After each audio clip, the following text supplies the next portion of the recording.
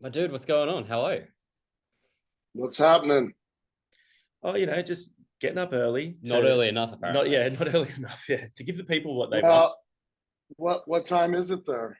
It's 7 a.m. Yeah, it's just gone seven. Yeah, 7 a.m. And what time did you get up? about 5:30. 6:15. This guy's an idiot. This guy sets up. Okay, well, that's pretty early. That's pretty good. How's the weather there? It's actually a bit dark and cloudy. It's been relentlessly fucking humid for like the last 2 weeks. It's been blisteringly hot, disgustingly humid. Then all of a sudden, we've got a cold snap and it's wet. It's kind of similar to the Is weather it you got in Sydney when you were here last year. okay? Is it summertime there? Yeah. Yeah. Yep. So yeah, a lot of humid. I live in Palm Springs, but LA, I was just in LA for the Grammys and some other things, and it just rained, I swear, for like 5 days straight. LA It seemed rain. like it just insane. That's Wow. So I uncommon. think it was 1922 or 40, something like that. They got 2.5 inches.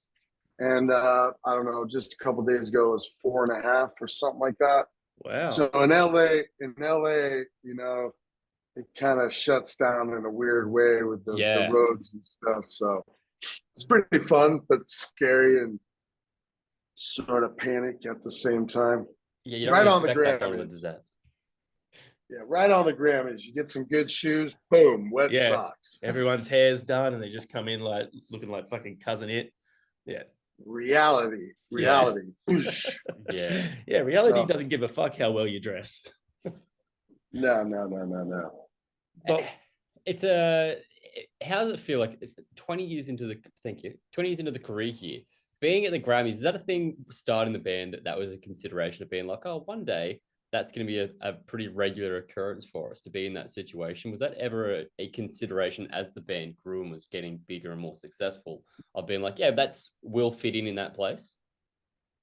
Well, it's a really good question. I think a lot of humans sort of look into Slipknot and have this notion of what it is or how we think. And that's okay. Everyone's got what they have, but we're more or less like everyone else, especially like our culture.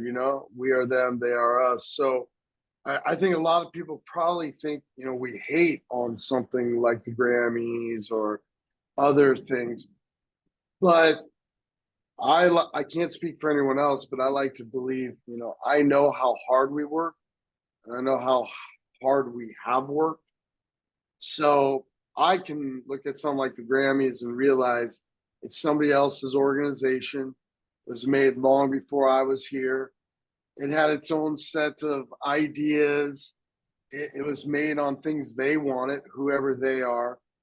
And I'm on the outside, so I don't really have much time to judge it because I'm not Mm. really thinking about it every day. It's not on my radar to like achieve. However, to be noticed working hard in any community in a monetary aspect, if you will, I guess. Um, it's just nice. There's a lot of peers there. There's a lot of people there. There's a lot of people in the industry. They hear your name, they see your face, these sorts of things. It's nice to be recognized for your hard work. I practice not talking bad on anything, anybody. Just try to keep it even kill. So I enjoy going there. I like to put on a suit. I like to take my wife and have her enjoy what we do and her sacrifices. When she would watch kids while I'm out running around trying to be a rock star, I guess, whatever. So there's a lot of family and a lot of people that work hard in order to make these things work. So that organization, one way or another, they paying attention or adorn us within, and our friends Metallica, they took it. We love that. It keeps it in house, and they're the biggest hard rock band in the world and have been for a long time. They're our friends, so we love that. That it stays within the families. It's an honor to see, your friends take it too, because I know how hard they work. Yeah, I'm sure. So, Yeah. some of the other bands, I may not know how hard they work, but I definitely know how hard Metallica works. So, you feel for that and you want that. And that's the truth. So you feel good that you're recognized. So that's kind of a long winded explanation. But again, to bring it full circle, I think a lot of people would think that we just hate, but why wouldn't I want to, be on a night on the town with my wife and just be around her beauty in a dress and have something different. And I don't buy into anything. You walk on and everybody's ugly, starting with myself. So it's just it's a nice way to take a deep breath and try some other things out.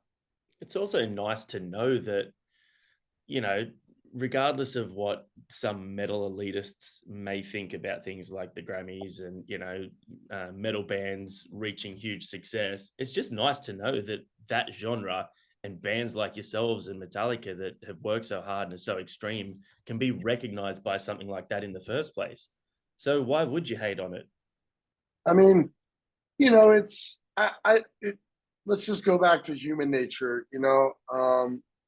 We all have our differences, but we all don't know each other. For example, our friend here, pink fingernails. A lot of people might wonder, what is that? I don't look at it twice. Doesn't mean anything to me. I want everybody to be who they are. So, you look at Slipknot, a little scared of it. Maybe it makes you feel funny and you automatically think we would just hate on anything like that. But, it's just like asking a musician, what's your favorite music? Is a metalhead only going to say metal? I really seriously doubt it. Yeah, There might be not. time. There might be time in life. So what I'm saying is a lot of people look at people's haircuts or t-shirts or clothes or facial hair, beard. I mean, I'm 54. I get shit all the time about having the gray beard and the gray hair, but honestly, I like my gray beard. I honestly do. I look at it, I'm like, finally it's gray. It's like my dad, and, my grandpas and stuff, and I love them. So I like that familiarity, and it is who I am. So I pretend to be anything else. And so that's all I'm saying is we look and, everyone's got an idea of who someone is how we dress, how we look, but we all want to achieve, be recognized. We want validation, and hopefully we get all that stuff in the right ways. You know what I'm saying? So that's what Slipknot does. And I also, to flip that just a little bit for you, we're also there to support the young maggots in the culture who are going to be the new pop stars or the new hip hop stars or the new directors or the new actors. We have all those people. They come to our shows. They're part of our culture. They're trying to be pop stars. I mean, I know people, it's not all black t-shirts, in metal, we take care. We got doctors, we got mayors, we got police officers, we got all kinds of people, athletes and stuff. So, we're there to support and let also people that might be like, oh, I bet, yeah, Slipknot doesn't like it. It's like, no, you're going to go for this and we want to support you because, you're part of us. So it's how you take it, right? It's how you take all of it and how you act. If you act a fool or you act, like yourself, I guess. You mentioned before about being in a space where you get to take your wife and show her that there's a nice side of things to her sacrifices. The other side of that is being somewhere like the Grammys, where it's a whole collection of musicians across different fields. That must be a cool thing to be able to share that experience, because not everyone would understand the sacrifices that you go through, both like yourself as a parent or your wife to deal with you being away. It must be kind of nice to be able to be with a whole collection of people who all understand the full scope of what you do to be who you are. Yeah, I mean, indeed. I mean, it's hard to talk about the sacrifice like my wife was put in. We had an agreement, and the agreement was, go ahead and do this thing you think you're going to do, whatever that is, and as long as it doesn't go backwards. I was married 3 years before I started Slipknot with Paul and Andy, and there's all these like real misunderstandings about who started the band or whatever. And the bottom line is, it was Andy Rowell, the original singer, myself, and Paul. But Andy ended up leaving, really early in the game. And so once we were signed, it's just basically Paul and I. The press and the families and all the people that have their heads up their asses, they like to hear everything because of ego. But I'm here to tell you, my friend Paul Gray was at my wedding 3 years prior, he and I and Andy starting the band. And, that's that. And so where I was going at that is like, I had family. I had 2 kids at that moment. When Paul came to the wedding, we were 8 months pregnant, walking down the aisle. He had LA County Jail pants on, peroxide hair, pack of Marlboros. Totally the realest person at my wedding, besides, close family. But, you skip forward, and then we start the band. And then, a year or so after starting the band, we get pregnant, have our 3rd child, and we have that child before we're signed. So we have 3 children and lots of work raising children. And I've been married now 5, 6, 7 years, 3 years before we even start the band. So everybody needs to kind of like figure it out about reality of like what sacrifice really is. Yeah. First and foremost, I made a decision to take a pretty selfish path. I can say that, we've lost a child. When something as, horrendous and unexplainable as that is, you look back on your path and you realize the decisions you made. And it's not too hard to realize the ones that were bad decisions real quick when you don't get to say goodbye to someone or hello to someone again.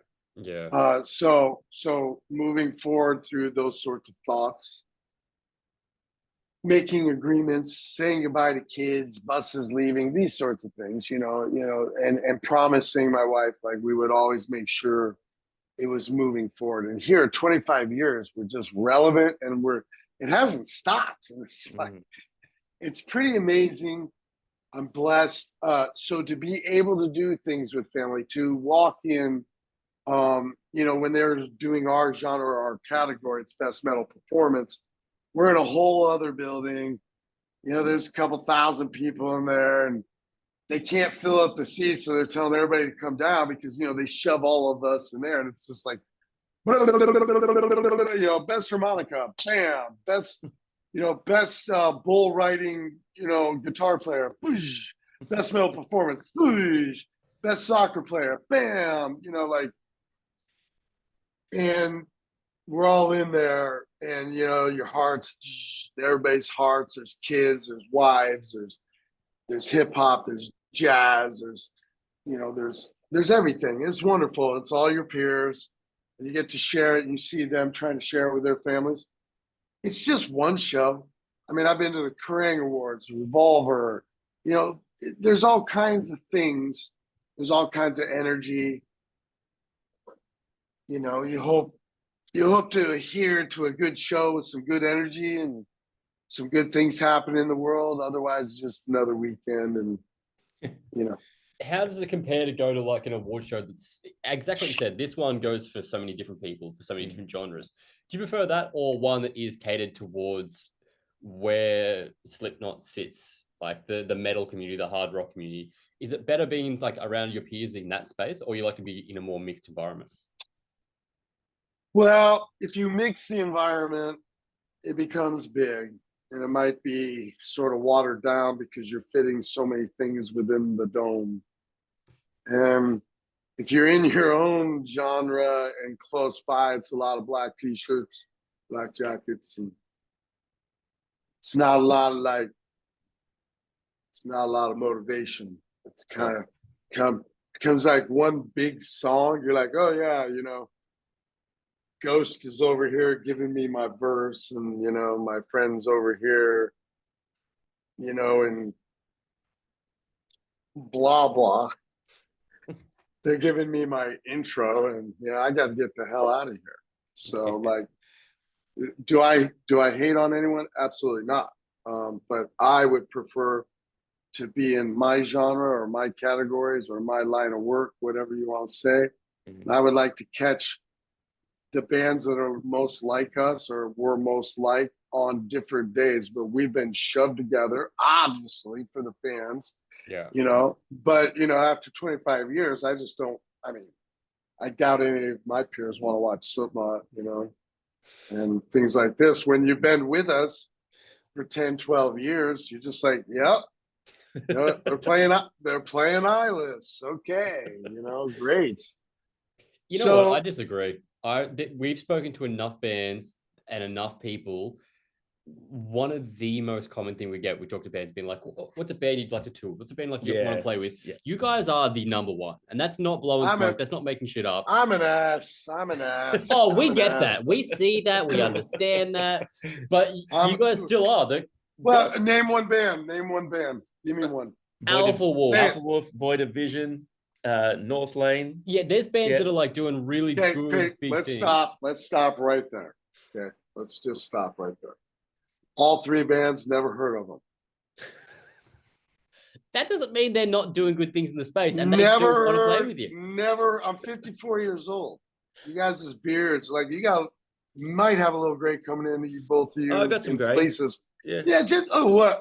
You know, a little gray coming Just in because there. we don't have Let me this show you. beard. What I'm saying, what I'm saying is, I don't disagree with you that bands want to come out, but like, man, I talk about it all the time. I used to like, you know, smoke a cigarette outside the bus and be like, "What's up? Don't touch me." You know, like, "What's your name? How's it going? You're from here, cool." You know, back away. You know, now it's like, ugh. Yeah, we park under the venue. You know, it's like, what, is it daytime? Is it nighttime? Do you ever miss that? I don't. Of course, man. Like, you don't even know. I got like kidnapped. You know, Yeah, but right. that's what you do. That's what you do in order to represent the culture we represent. We chose our path in order to infect. We did, but just to get back, like I love to hear that there's a whole new generation or two of bands that are still looking in the relevancy of us. We're celebrating a 25-year anniversary in June. Everyone's hearing about it. You guys know about it. It's a really big deal. It's almost half my life and half my life in Slipknot. You know what I mean? And it's like, cool, I'm in Slipknot. How do you know that's what I wanted to do? Like, I mean, my life has been in Slipknot. Like, I am blessed. I would not change a thing, but I would never do it again. Because if I change something, well, if I change, I wouldn't change anything. So if I changed it, I would do it again, and that would be so. In order to do that, I can't do it again. That'd mean I'd want to change something, and it would be affected differently if I did it again. I like the memory. I got what I could. It's been a ride. You can't take it from me. I'm the clown. Doesn't matter anymore. I signed a deal. Whoop, I'm off that deal. Doesn't matter. You don't like the clown? Big fucking deal. Doesn't make a difference. Maybe I am not even the clown. You guys wouldn't know. That's you seen some pictures? No, you I was guys gonna seen say, right now, 25 years in. you seen some pictures of my double? Let me send you Morgan Freeman's double. You'll be like, that's Morgan Freeman. I'll be like, no, that's his double. I've worked with him. You'll be like, no, that's Morgan Freeman. Yeah, no, it's the point. It's what Slipknot is. You have no proof. Like Jesus, you have no proof. Was that a conscious thing going into it of being like, we want to be about the whole entity rather than as individuals, so it can be? Yes. Well, I'm an only child, and I grew up in an alcoholic family, and I was given a domain that was mine. It became my territory. My territory had a lock. And if my parents came down, they had to knock. And if I chose, you're not coming in, you're not coming in. So that's how I lived. I raised myself more or less, and I raised myself in my imagination. So I kind of lost what you asked. What I was trying to get at is I just kind of ask me again, so I can bring that relevant. I lost The idea of Slipknot I'm- as being an entity as opposed to Yes. being about the individual. Yes, thank you. Thank you. So the reason why I got lost, because I said that word alcoholic family, but living in an alcoholic family and being isolated and by yourself, I got very shy, if you will. And what little bit of rejection or whatever it was that I had received in my life was enough for me to be super shy, super internal, and but also just very very strong, because I'm gonna wait. I'm very forensic files. Like, I'm a profiler, I'm very I wait. I'm willing to, it's hard to be around me because I listen and I don't forget. So you'll say something today, and 3 years later somebody asks you the same thing I asked you, but you'll say something different. I'll be like, oh, liar. You see what I'm saying? So it's hard. That's what I developed in my basement. So the only way to get rid of all that ego and all that stuff, and then most importantly, Slipknot's based off, for me, I can't speak for anybody else, and I would never. But for me, it's it sounds childish. I guess everybody gets hard hearing it or whatever, but we all have a certain amount of pain, and I always felt like the art that I created, physical, spiritual, mental, whatever, I always felt it helped me deal with the human condition, whatever my ailments were at whatever age. Music has been my God, and the only thing that's always been there. I don't even have to hear it to have it. So I've dedicated my whole self. In fact, I love listening to it more than I love performing it or writing it, because I need it that much in behavioral health. So coming out, I wanted to share it with everyone, right? I didn't, it's not about my face or Corey Taylor's face or this. I didn't know what they were going to do. It's a funny thing. Joey Jordison down in the basement, we're getting ready for a show that Paul booked that he shouldn't have, but he did. And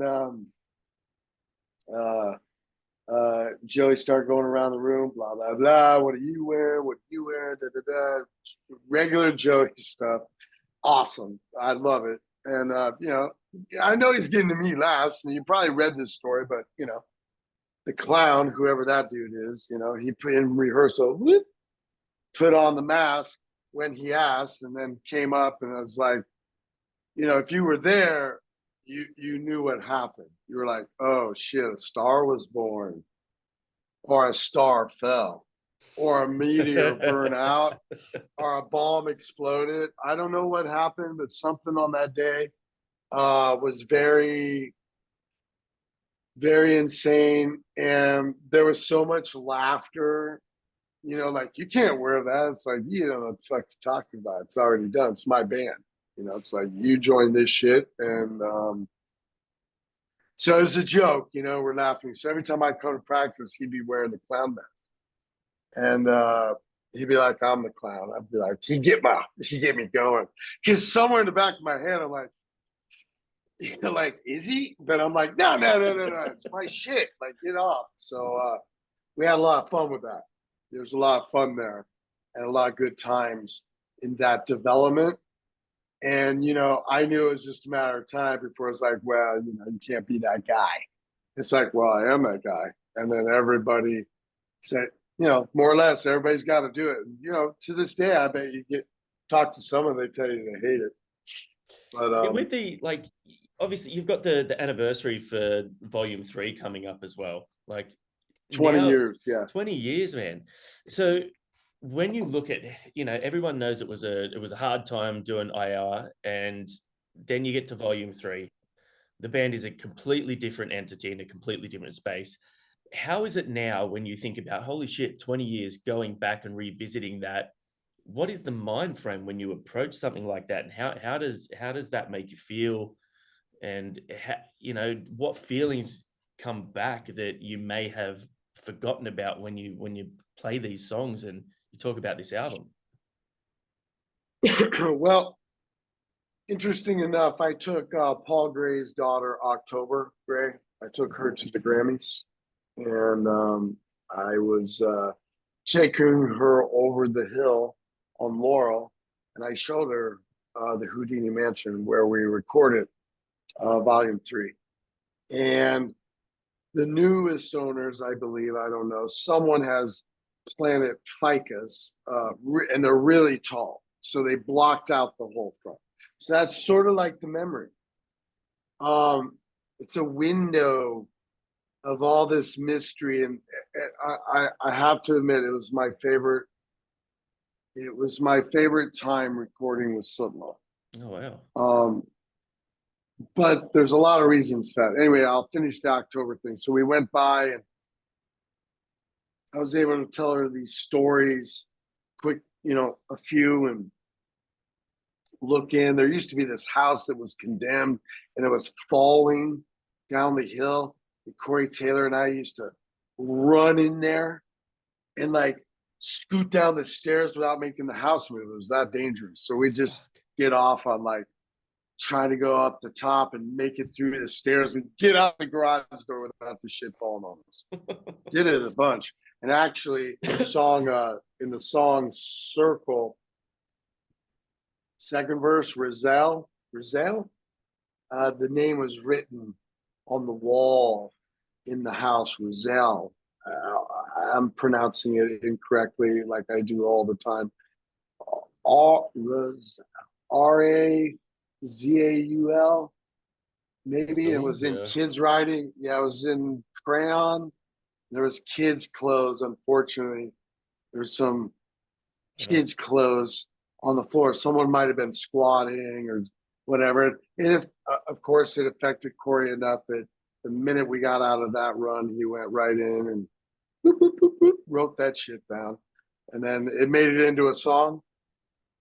I'm pretty certain it's in Circle. If it's not, it's in Danger Giveaway, but I wouldn't be in that. It's in Circle.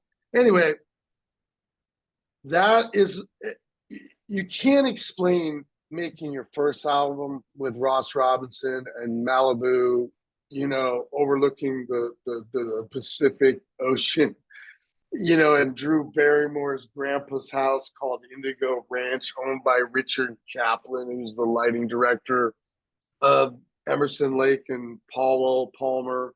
And Korn's got a pizza board in a frame in the TV room, and it says, "This is our platinum record." And to Richard, and then like all the guys in the band signed it. And I would just sit in there and I would stare at that. And I would just like eat an apple or something. I just stare at that. And I was like, that's balls. But like, they got a platinum album. I'm like, they got a platinum album. Like, look at these guys. Pizza in a frame. I'm like, I love that shit. Guess what? We had like $3 per diems. $5 per diems. True story. So Josh Brainerd, the original guitar player, we would take Chris Fain's truck, and 2 or 3 of us would get in the back of the truck. It's a Toyota. We would lay on our backs, and we'd just fly down Malibu Canyon or whatever, Solstice Canyon, I think, down to this Malibu Whole Foods or some shit, Ralph's. We take our $3 in, and Josh would get a quart of beer for like 89 cents or $1.49. And we go to the pizza place in the back, and they had 99-cent pizzas. And it took me like 2 weeks when I realized that the pizza I was buying was the same pizza that Korn was buying. It was the same pizza circle they used for the Platinum album, man. Just like we all work hard. We all work hard. We all get $3 per diems if we're lucky. Sometimes you don't get shit. You know, I talked to Ross Robinson less than a week ago, and we were talking. He was telling me, he's like, you guys were living on my floor. You had no money. You came early. You weren't taking no for an answer. You know, that was the first album. So you know what? I can't talk about that one or compare that one. That was like, I had my whole life to make that one. So that one's God. That one's God. And then Iowa is just the opposite, you know, drugs, chicks, money, labor, platinum album, you know, fucking just the world thinks we're Satanists. Like, I mean, we're the talk of the town. We're breaking everything and lighting shit on fire. It's just like it's unfortunately the tragedy 9/11 happens. Everything stops as it should to morally get in there. The Iowa cycle lasted 7 months. We were out 3 months before the record dropped. 4 more months, we were on the Pledge of Allegiance. Done, as it should be. We had to go. We were off the radio. They pulled us off, pulled a bunch of other bands off for moral. Really made you stop and think. Yeah. So that's what went into the third album. So you got the self-title, and then you got Iowa. You know, just Iowa, man. Just black, man. Just black. Sound City. Ross's back was broke from a motorcycle accident, motocross. He compressed his back or broke it. I mean, he's fucked up. So when we're pre-proing and recording, he's on his stomach in the studio on meds because he has to be, man. He's broke his back. Yeah. And so he doesn't like that stuff. He doesn't like taking stuff and stuff. He's like hardcore lifer. So he's only taking probably just a little bit in order to whatever. But I just remember being in the control room and like every half an hour he's got to turn. And they just like engineers would be rolling him. He's and it'd be like, fuck. It's just like 10 minutes of, and they'd be like, all right, do another take. And I'd be like, Jesus. Man. That's what went in. That's what went into Iowa, guys. So those two albums are like, with Ross Robinson, they're not doable to talk about. But then same kind of situation happens. You meet the Oracle, Rick Rubin. I'm a very, very fond fan, you know, big time fan of Rick Rubin. Everyone, you got to choose your activity in life. So some people love Rick, probably you'll read, and some people don't. But I think it's choose your activity. I've had so much like interaction with him. I was fortunate to do an album prior Slipknot Volume 3. So I had a band that I was in called To My Surprise that I did with a friend of mine. And I got it signed to Roadrunner, and I got Rick. I sent him demos and asked him if he'd help me. So I got to learn, and I had met Rick a couple times before Volume 3. And to talk about Slipknot and possibilities. Just quick hellos, introduce ourselves. I was scared shitless, you know. He's quiet, you know. I have a lot of respect for this man. And so anyway, it got to where I wanted to make some music. I sent it to him, and I did my side band. So I got to work with him for about 3-4 months. Go up to his house, listen to him talk about our music and vocals, and just learning recording. I got an experience. Got to work with an engineer, producer gentleman by the name of Ed Thacker. Just opened my mind to rock and roll history and like machinery and like just really the education. Well, anyway, when that was done, I went right into Slipknot Volume 3, boom, you know, into the Houdini Mansion. So I was able to like take some of the methods, nothing musically, no, okay? Now I did my own thing, and it's not like Slipknot. I wasn't trying to like get in that way. It was more like this mentality because we weren't doing too good. The band wasn't talking. We could have been done. Our first manager, we let him go. Unfortunately, he got ill. Unfortunately, there were lawsuits and things when things happen. We were really blowing up. Anyway, we pissed a lot of people off in the world through Iowa and the cycle. So I remember vividly.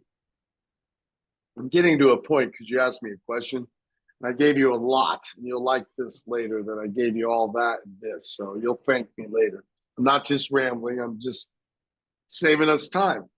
Anyway, we get to volume 3, and what I can tell you is this, is that no one was talking.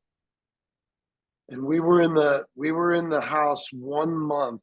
There was nothing there. There was no equipment. There was nothing. And finally, we just got sick of it. And Craig set up a little laptop and some like a little M-box thing. And we start writing in like this dining room area with a fireplace. And everybody, some people had a beer, you know, some people are probably doing other things. Who knows? Could have been orange juice. I don't know. And I'm not saying, I'm just saying we were all just in our own worlds. We weren't talking, you know.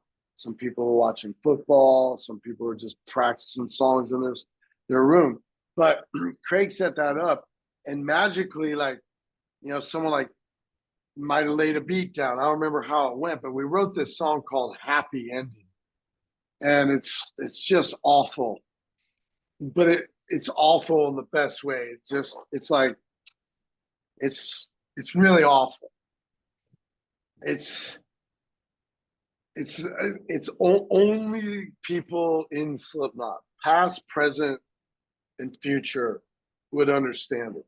You got to be in Slipknot. You'd hear the song, you're like, oh yeah, fucking, I'm gonna go puke. I can't hear that again for a year, if ever, or don't ever play that for me again. But anyway, the next day, people start showing up with recording gear, and then I'm just like, okay, it must have been scheduled. And then the next day, when half of the double fantasy board, which John Lennon used, showed up, like Rick called, and I was on the phone with him, and I go, it's so weird. We were like here a month, and he goes, I know, you guys start talking, so it's time to bring in the stuff. I was just like, well, how do you even know that? How do you even know we weren't talking? Or like, he wasn't talking to anyone. He was like checking in through the airwaves and maybe one-liners or whatever, but we weren't giving anybody our politics. We weren't telling everybody how we feel. We don't let anybody know. And all of a sudden that started, and that was sort of, you know, he hung this giant American flag up. It got real quick. And man, we were all in these different rooms. And man, I loved it, man. We were real close. And it was fun for me because we lived together on the first one. There was no way we were going to live together on the second one. We lived in the Oakwoods, which we call the Cokewoods. And it's in Hollywood. It's where everybody gets thrown in by labels. And it's debauchery at its finest. You know, everyone goes there and you just see shit you don't want to see at the pool. And, you know, kid stars are running around and actors it's not healthy, right? Everybody knows this. And so we were pretty damaged. And it was a real honor to be able to live with everyone again under a roof and mend. You know, we weren't practicing. And, you know, if you watch some of the video from back then, you know, you'll see Joey just rip, you know, if you watch Subliminal, you know, Joey's ripping it up. And then, you know, the camera guy, me, running to the other room, and there's Corey playing acoustic guitar with Joey in the background. You know, Joey's just like, Corey's just there singing some shit. Doesn't even hear fucking Joey. And Joey doesn't care that he's over here. Paul's upstairs practicing Vermilion with Jim. You know, I'm rolling around in everybody's business, you know. Sid's downstairs with a Rottweiler with like Tourette's or something. you know, Chris is sharing a room with him, and they're getting hives because the dog's oily, and Jim's buried up in this like Wizard of Oz room, and like he's taking off every other day. You know, he's like, I'm out of here, takes off, comes back. I'm like, hey, what's up? He's like, I've been gone for 3 days. Like, what the hell? Corey didn't live. I shared a room with Corey. He didn't live there for like the first month, live with friends and stuff. And then finally he lived there. And, you know, my first night there, my bed was facing Laurel Canyon. And I just laid down. I had a poster of Dark Side of the Moon and a poster of John Lennon playing Imagine. And I just got my room all done. I laid down. And I just kept looking to my right out this window. I finally got up after an hour and I moved my bed from looking down Laurel to looking out this window. And I was like, all right, motherfucker, whatever this is or whatever you are, bring it on. It was a heavy duty. You talk to anyone in Slipknot that was there, you know, I'm not a fortune teller and it's fake until it's proven, but I can tell you a lot of weird energy things happened that a lot of it's unexplainable. And I don't know what it is, but just weird energy with everyone, lots of it, you know, lots of people, things. I used to get up on this fence and act like a gargoyle, like a pot. There's all these pots of cactuses and aloe vera and stuff. So I get in between them and just crouch in all black. And I didn't have a great beard back then, but I'd get all like this. And like dudes would come up on phones talking to their girls in solid darkness. They'd just be like, yeah, Clown's going crazy. And they're like, it is having a bipolar moment, blah, blah, blah, blah. And I'm just sitting there like, so it was that kind of mentality. We were all sort of in a magic, and we get there and Rick's like, oh yeah, David Blaine's got some shit downstairs he's practicing for, and don't mind him. I go downstairs and it's like this giant fish tank looking thing, looks dangerous, sketchy. I'm like, whatever. So he's there practicing some shit, you know. We're like, this is gonna, it really, God, we were, by the end of it, we were close again. We got a new manager who's with us and also was our product manager from day one. So we got him right at the end, and we've been with him ever since. And he was with us in the beginning with the label, and he got us to agree to all get in one bus again. And, you know, because we had like 3 buses or some shit dividing, you know, getting further. And we'd really upset a lot of people, a lot of agents, a lot of promoters, a lot of venues. But it wasn't necessarily us. It was a lot of management, the previous, you know. It's just how it was. Things got crazy. Things got crazy. So we all got on a bus and we went on a Jägermeister tour, and real small, and just ripped up the planet.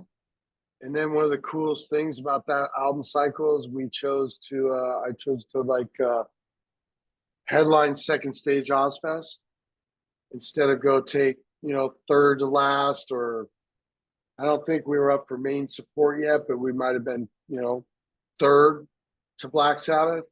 But, you know, since we were mending, we felt like we owed it to ourselves to owe it to our fans and our culture to make it clear that whatever the noise was and whatever felt like was unreal is out. So we headlined second stage. Bros, that was like walk out on this small ass stage that was a semi thing. It's so small, just come out, all of the concrete, just full of human beings waiting for Slipknot. And now we got 3 albums to play. So we got Blister, we got The Blister Exists that we're gonna shove down everybody's throat, plus Sick from the first album, Eyeless. Then we got on Iowa, we got, you know, we're looking at, I wonder what we were rocking. People, okay, so, I mean, just think about it. I could probably get a show and guarantee you that The Blister Exists, Sick, and People Equal Shit were all in that set. So there were only 3 albums.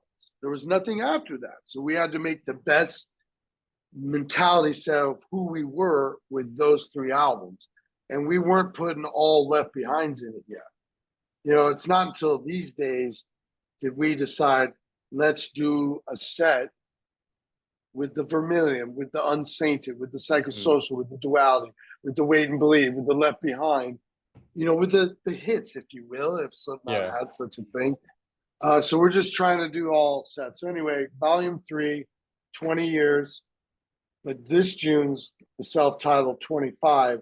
And it's cool because then everyone's always talking about Iowa, and we do get to move into this 20-year of Volume 3. And again, I'm most proud of the art there. If you've never watched Subliminal, have you guys watched Subliminal? I haven't. Yeah, years and years ago. Where are you guys calling from right now? What territory? Australia. Sydney. Yeah. Sydney. Yeah. So I want you to know that if you were to go get Subliminal, which is Volume 3 and Subliminal put into one word, that's what I do. So I made up Subliminal. And the very first scene is in Sydney down at I started the whole thought process on what I wanted to make in Sydney, Australia. So there's you know, you'll just have to watch it. You might recognize some things. So water is one of the themes.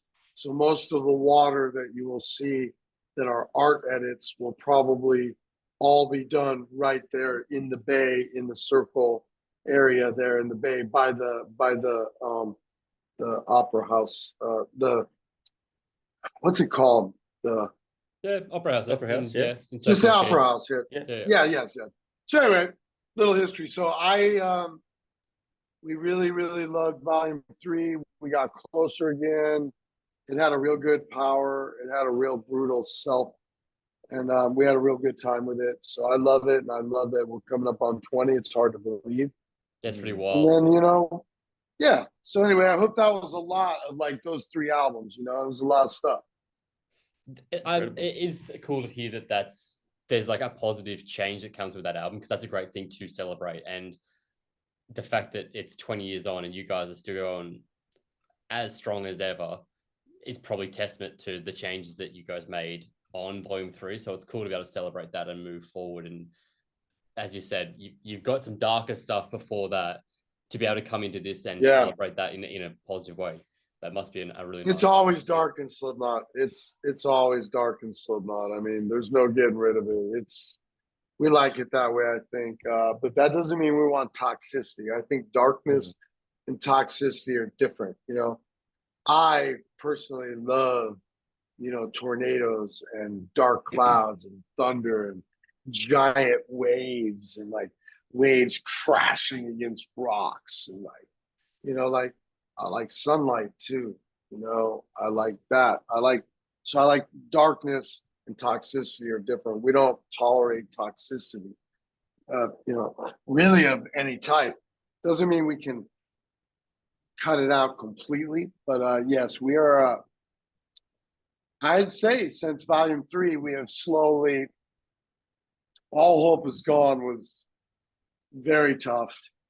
You know, after that we lost Paul, so you can imagine there was, you know, a lot of tough things going on. Yeah. And then it wasn't. We did tour for a while, celebrating with our fans. You know, trying to remember Paul in a grief sense with our fans, celebrating his life together. So we toured 2-3 years, and then Joey, you know, and then it wasn't after that. Here we are. So Volume 3 was a pretty important one, but it didn't end everything quite away, because All Hope was pretty crazy too. I mean, just listen to that title. I hated it. Yeah. Still do. I hated it when we, you know, it's a long story. I won't go into it, but, you know, when my partner died, when he passed, you know, then I understood. I'm like, of course, you know, we choose this stupid ass title. You know, of course. Now I know what it means. Yeah. Now I know what it means. So, but that's Slipknot. We can't write it. We live it. And, you know, I imagine all bands, can't imagine Iron Maiden and their stories, whatever the relevancy is. You know, they have their path, and bands like this or Black Sabbath or anything. I don't care who it is. Everyone you wouldn't believe everyone's path. Could be, you know, Neil Peart, drummer for Rush, you know, hard times towards the end of his life. Hard times, you know, hard times. Had to get on a motorcycle, wanted to, got on a motorcycle and had to go check out the world in order to live his life, you know. So you just never know all of our past, you know. So I don't like to sound like I'm whinging or anything like that by the words darkness or things like this or pain. No, this is just art. And art has the color black, and you can mix it with gray and blue and red, and you can light things on fire and take a piss on it if you want. So, you know, take it where you want. But it's not whinging, it's just life. Yeah, for sure. You talked about their like bands like Maiden, who have kind of come up in the scene, and they've been around for a very long time and still a relevant band. We mentioned before to you that when we ask bands about who they want to play with, who they want to tour with, who they want to be part of, Slipknot is always on that list. What are bands for you that you would love to play with, that you continue to play with over the years, that are your favorites to tour with? Well,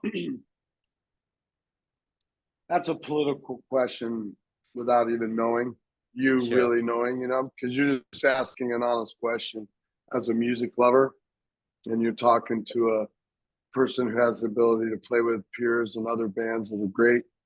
You'd think that we would all get together, you know. There is a competition, of course, you know. I don't want to do better than your band because I want to see you eat shit. I just want to do good. Yeah.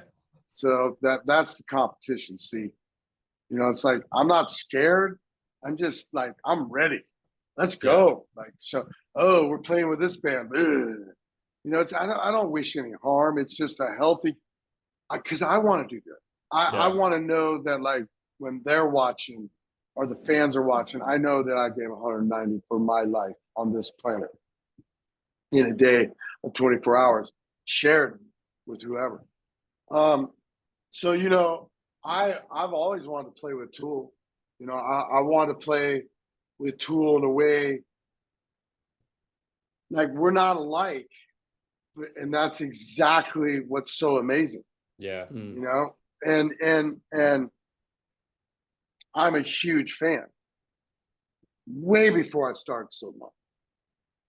You know, my wife and I got married, and the next day we went to Lollapalooza.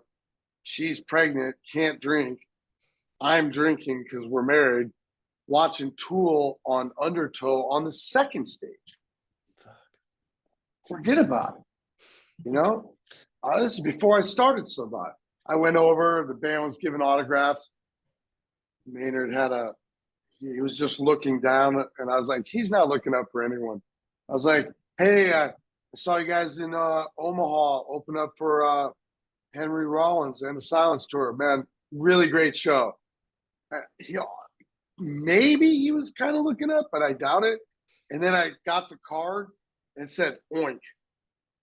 And I was like, I walked off and it said oink. And I was like, man, I know he's not calling me that, right? So I went back and I watched him sign a bunch of people, and we were all oinks. I was like, yes, we are. It's like, yes, we are. And it was, you know, mind blown, just like, whoa, you know, Maynard doesn't even sign his name. It's like, you know, that was something that was just like, that's cool stuff, man. So why we got on that was I would love to play with them because I'm a fan, you know. Yeah. To play with them, be like, I could go work, I could indulge in my God, my vibration, my energy, and then I could, you know, I watched Tool once in Somerset, Wisconsin. I think it was an Ozfest. Could have been a lull. I think it was an Ozfest. I don't know if Tool ever did an Ozfest proper. Limp Bizkit was on it. And I just remember Wes Borland came out on the stage and crawled under like this drum thing and speakers, and they let him. And I was like, that's so fucking cool. I'm like, good for Wes. I'm like, they're all friends. What the hell? Yeah, but see, I wanted to watch. I wanted to watch from out.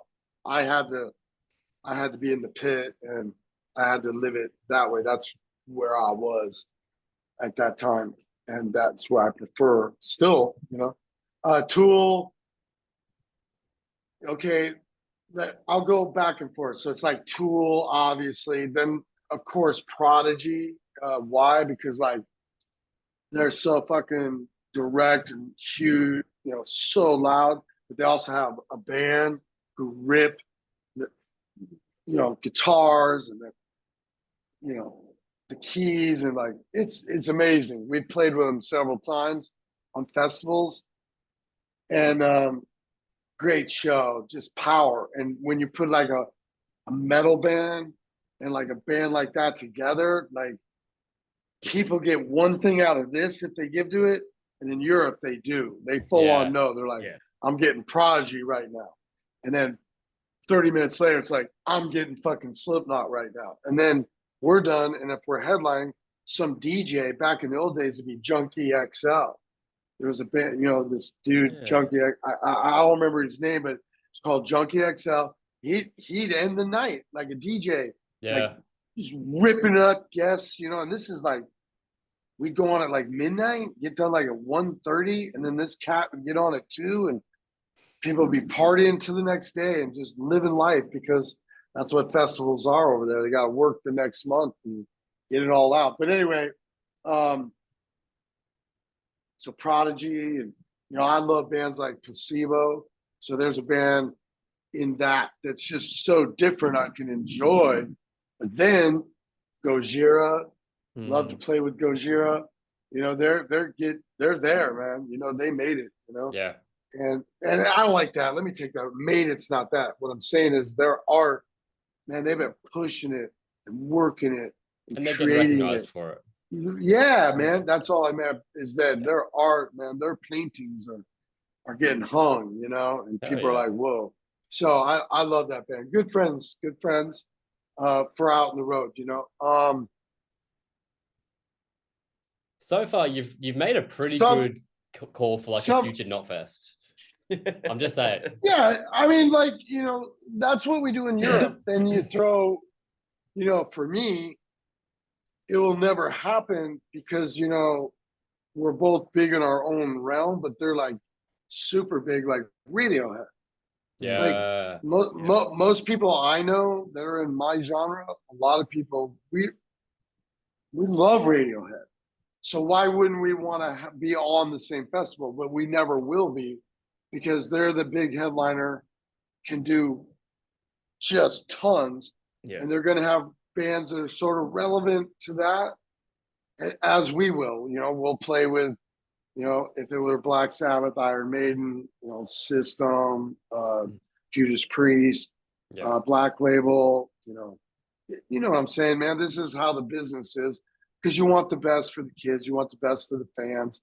They really want to see all the bands sort of in the genre, because if Slipknot rolls through town, it's not a festival. We're only going to have maybe a local and maybe one other band. It's expensive to fly down there, and you can't always bring bands. So when you're on a festival, man, I remember back in the what was it, Big Day Out? Yeah.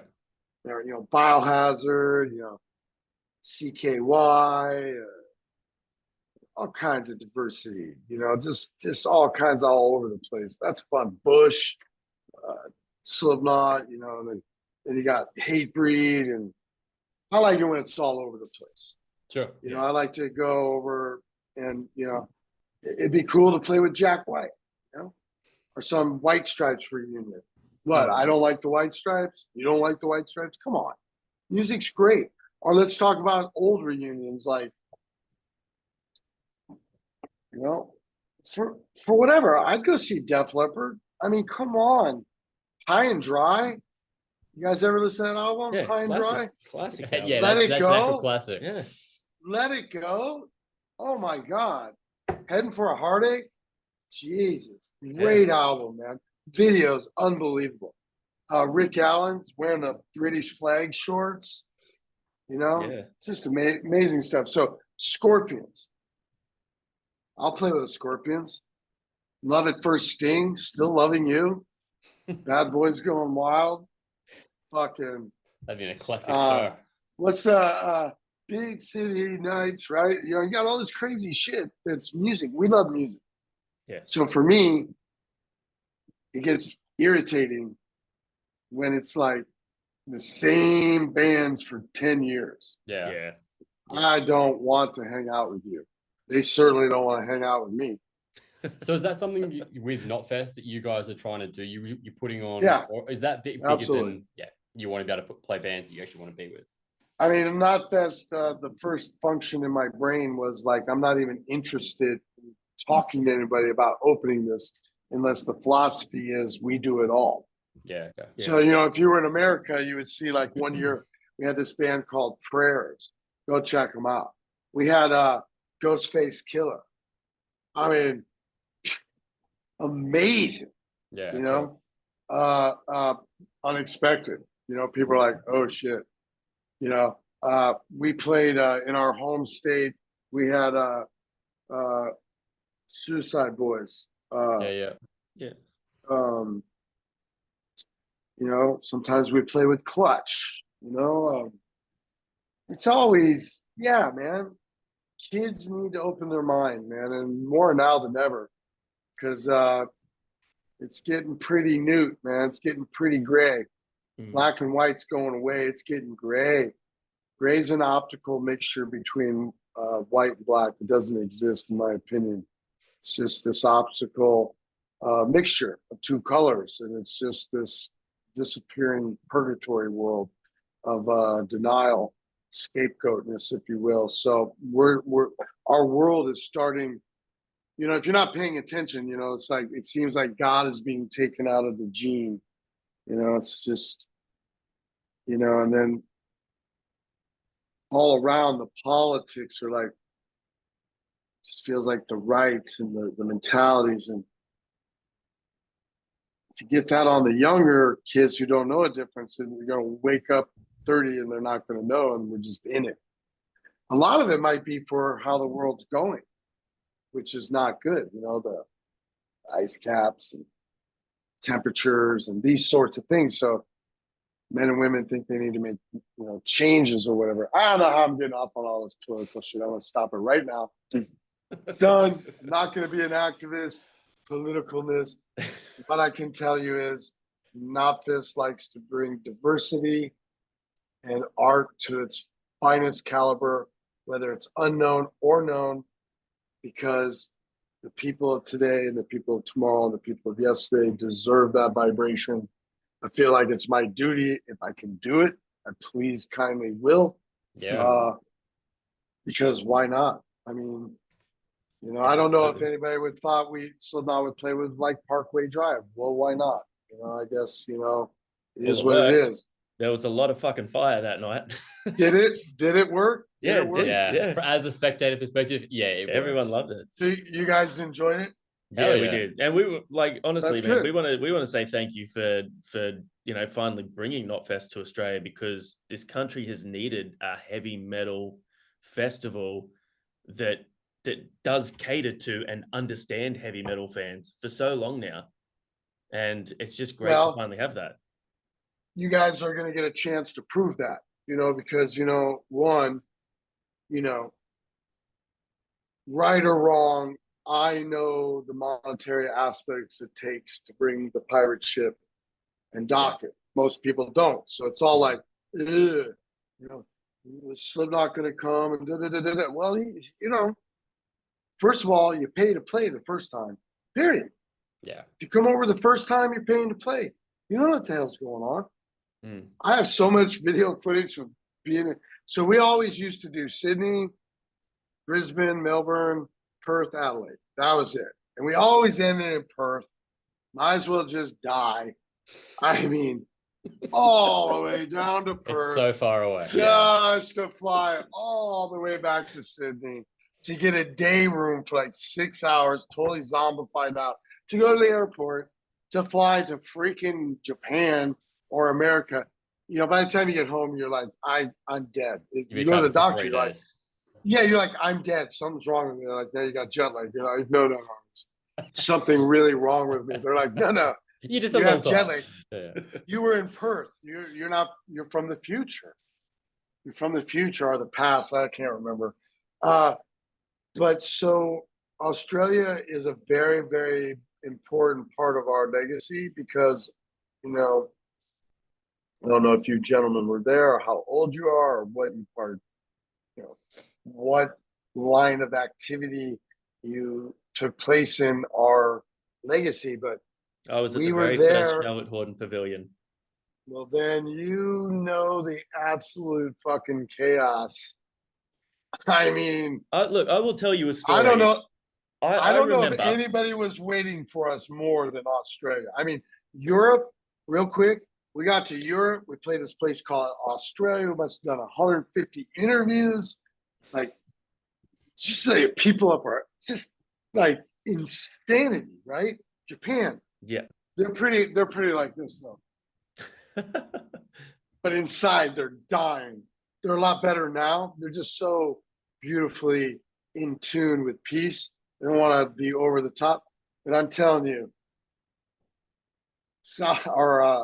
Australia, the first time, just remember this chick sticking her bloody arm in my face, carved Slipknot on her arm. And I just grabbed her. I'm like, don't do that.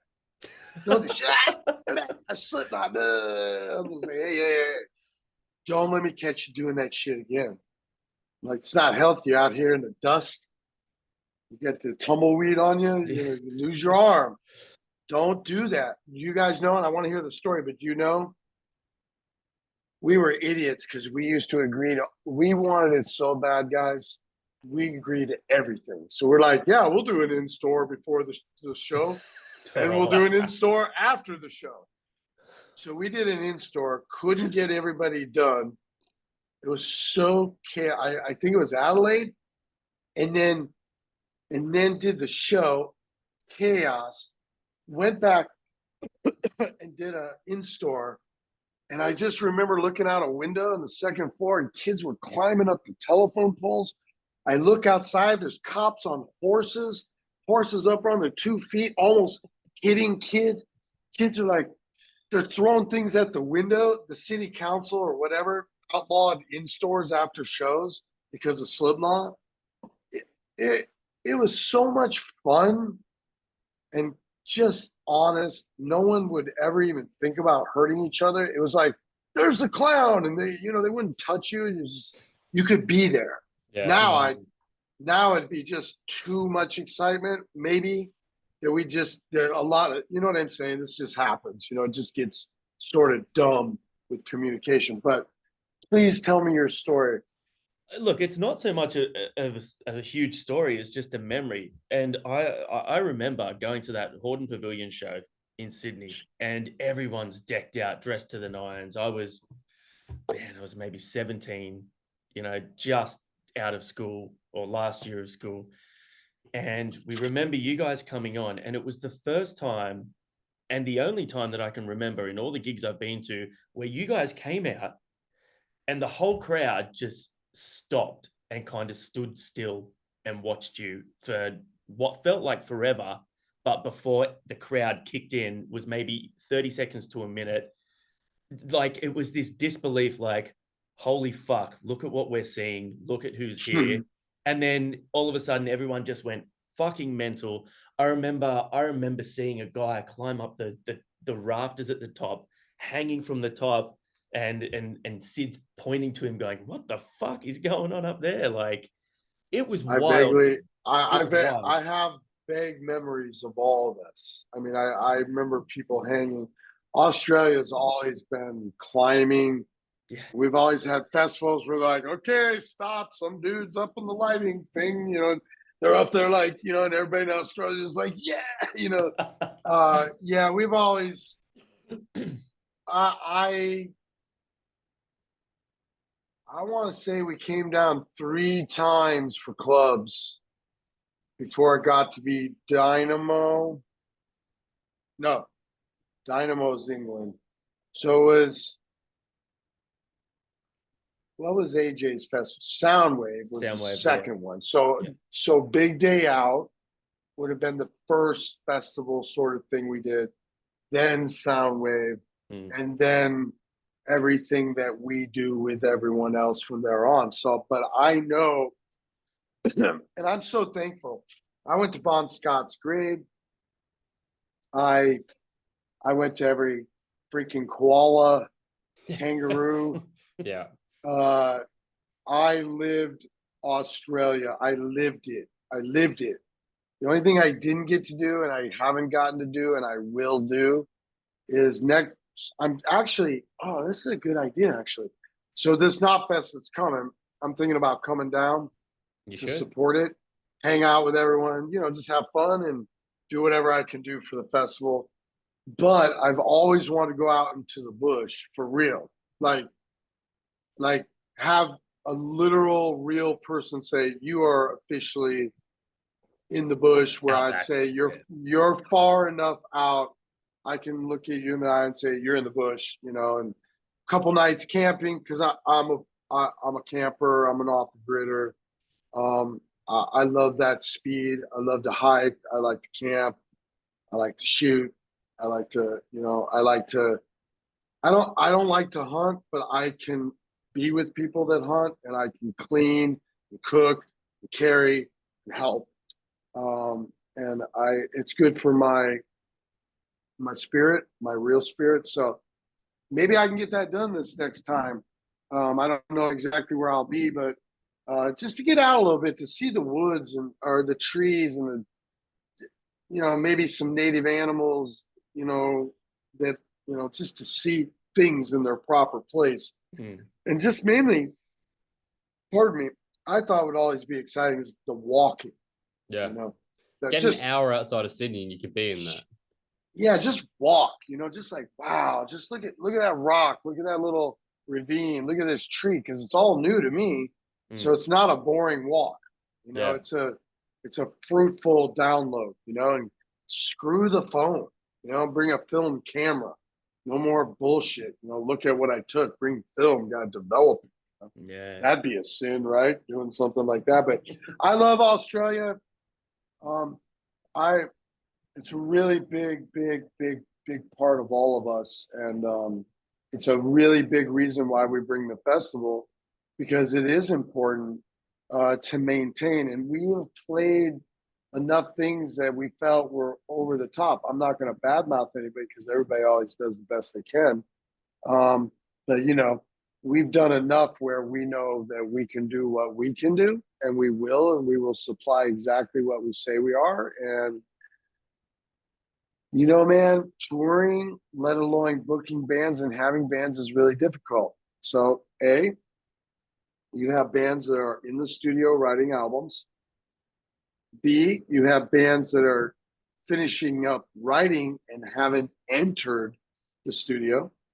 C, you have bands just getting out of the studio, getting ready to go out on tour.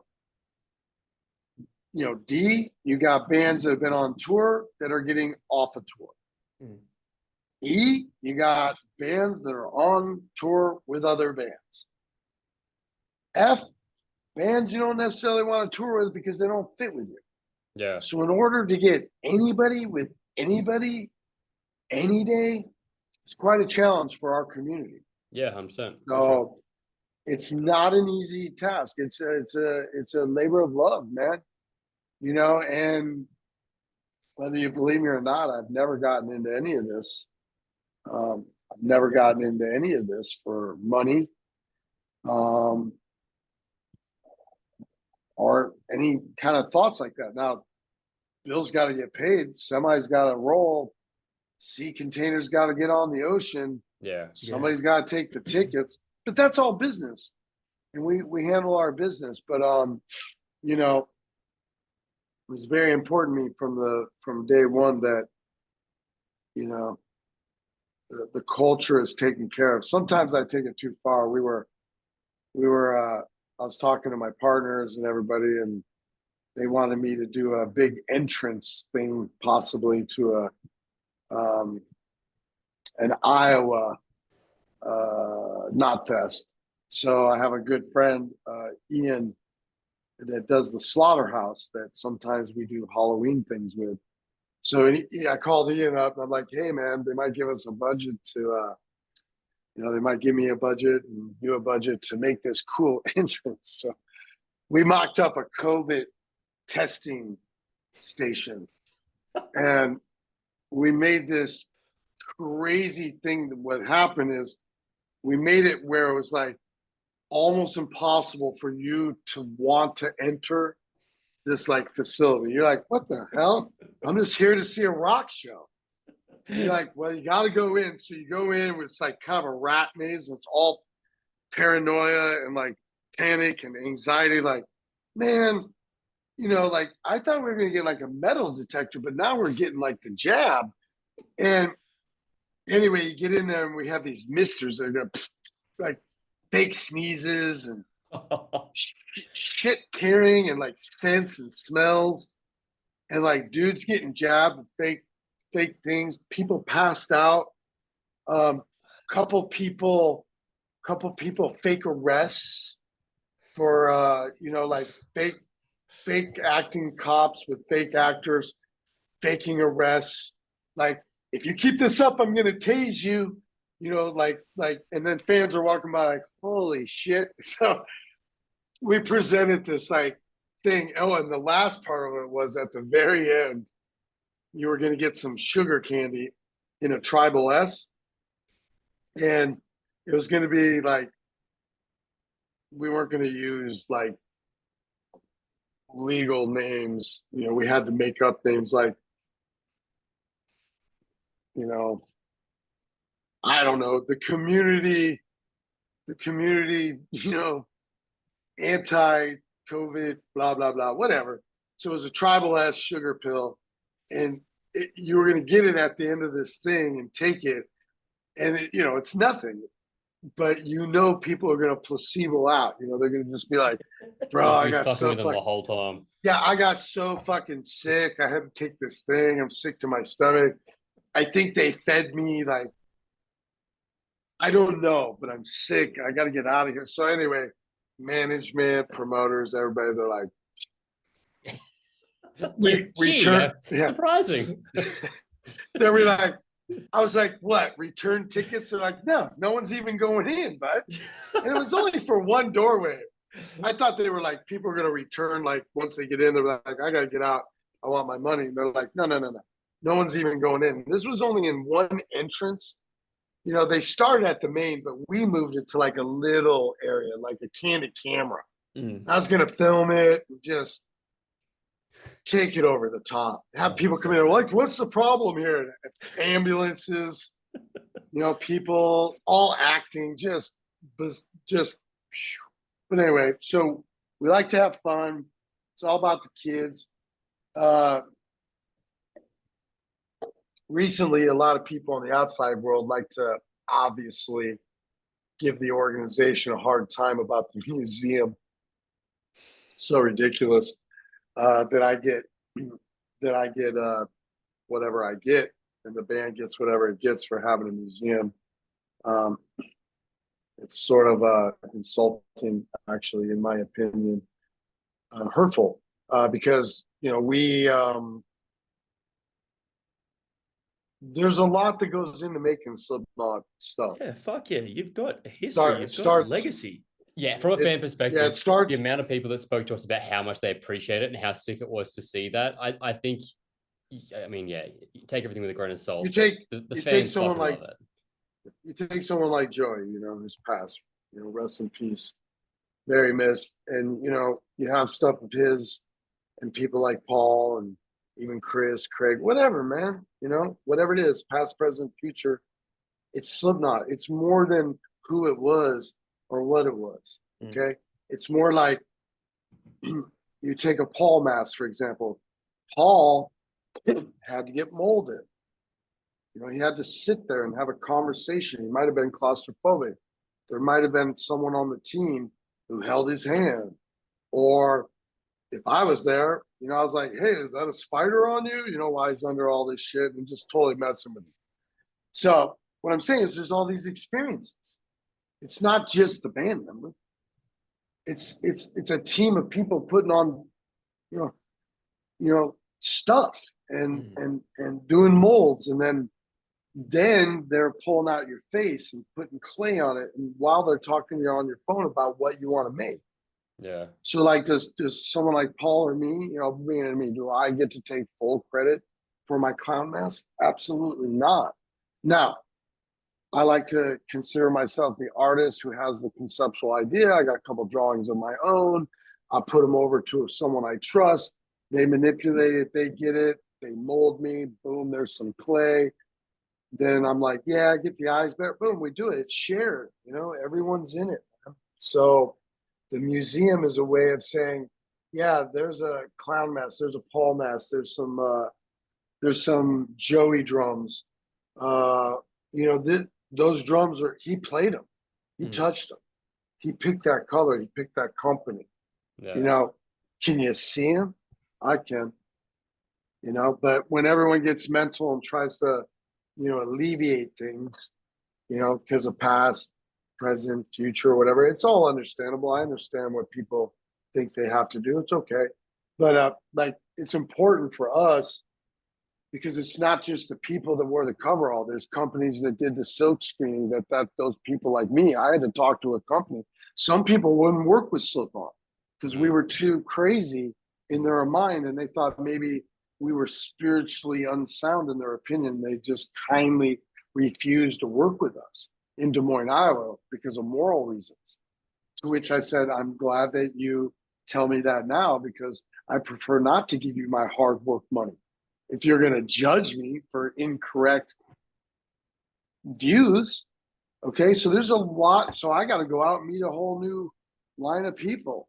Those people go, yeah, I love your vision. I love your art. I see it pushes the boundary of thinking. We'll print it. That's a relationship. I want that relationship to be seen in the museum.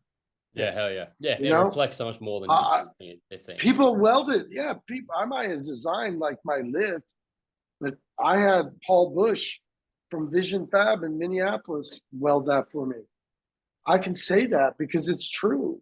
This stuff, we didn't go in and do it all, but so if you really dig on the museum, it's never been in its fullest grand view where it just could be, me, I want to have headphones where some guy from Disney's like, hello, come on in. And 1998, I want crap like that where you choose. It's like the Louvre. You choose if you want that, or you can pay for this.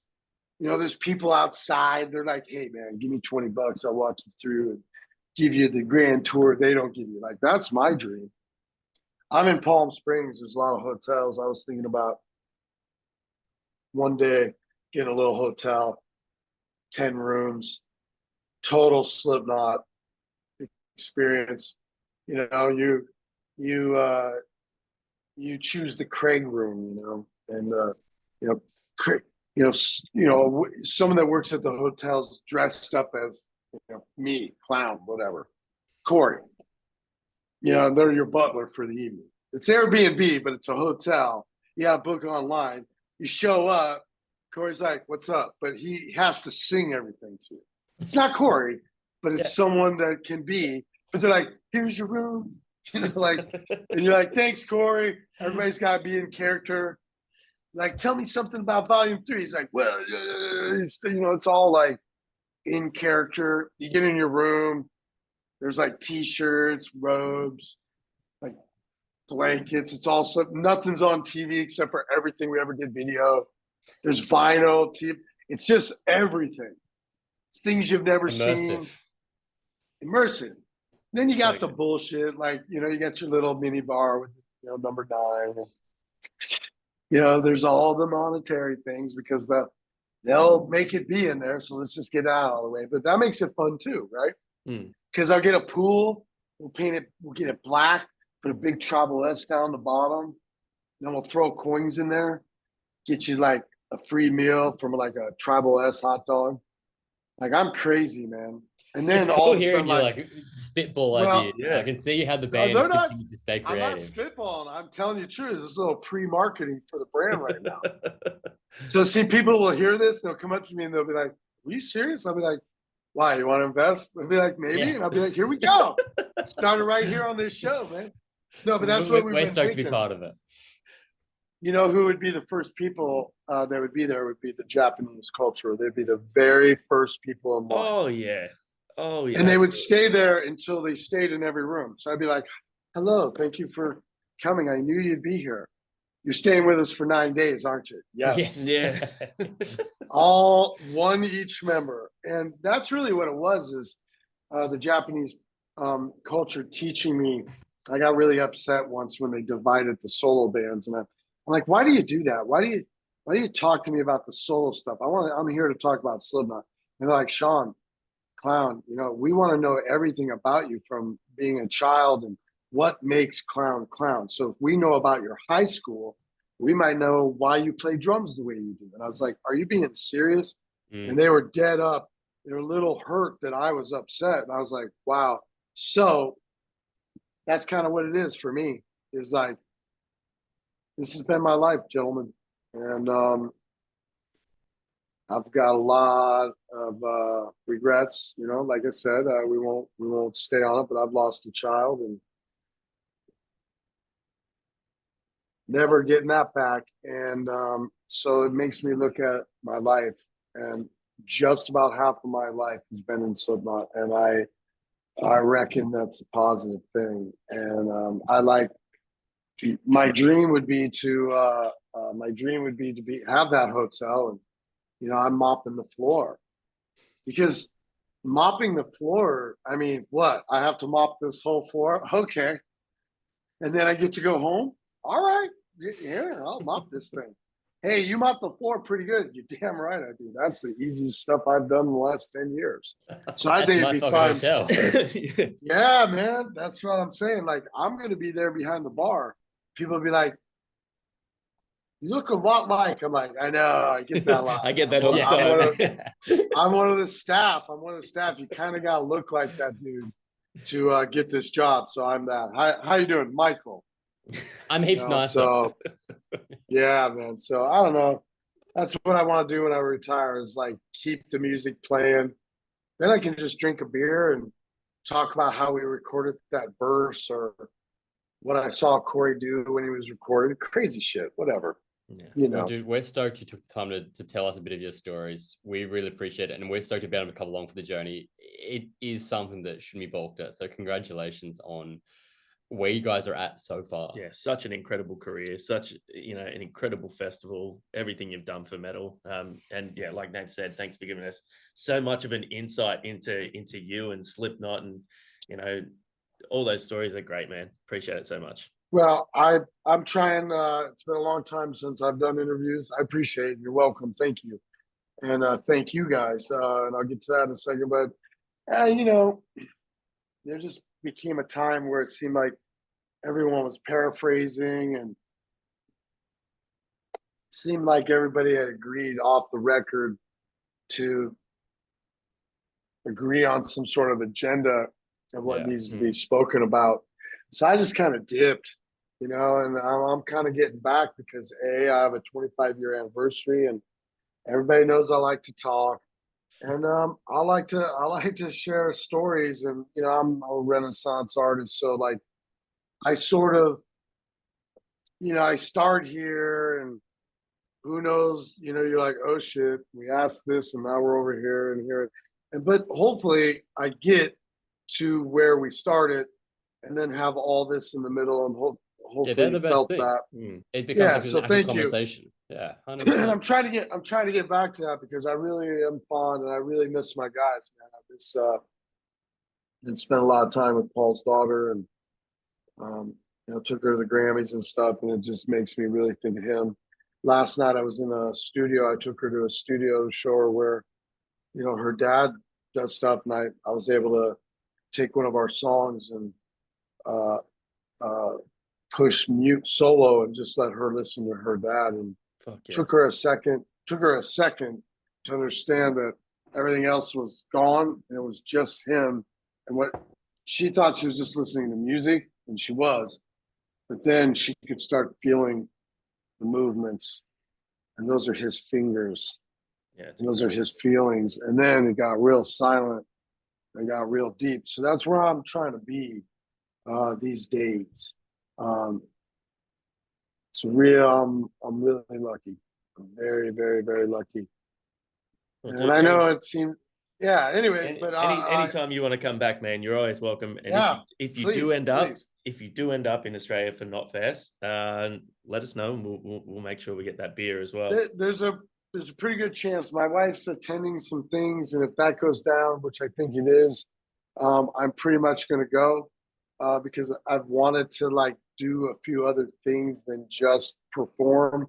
So if I get on stage, I don't do anything because everything's got to be dedicated to that. Yeah. To the show. So I won't even risk something. I love to hike, but I wouldn't go hiking before a show because there's just a small chance I might sprain my ankle accidentally, and then the kids don't get the best of me, and I don't get the best of me, or the fans more or less. But anyway, thank you for that. I'll see you guys down there. Just want to take a moment to say hello to the fans. I know this is a fan thing, but I personally want to say hello to everyone. I hope everybody's doing good. I hope you're keeping your heads up. More importantly, I hope you're picking each other up, looking after each other in these days and ages. Things are crazy, probably going to get crazier. So we got to be together. We got to support music. We got to keep just helping each other. So much love to everyone. I might see you guys down in Australia. Say hello. Slipknot says, "What's up?" Whatever. You guys be good. You too, man. Yeah, thanks to everyone. Dude, thanks so much. Thanks, Have a man. good one. All right. We'll see you. Good day, as they say. And you guys have fun and see you soon.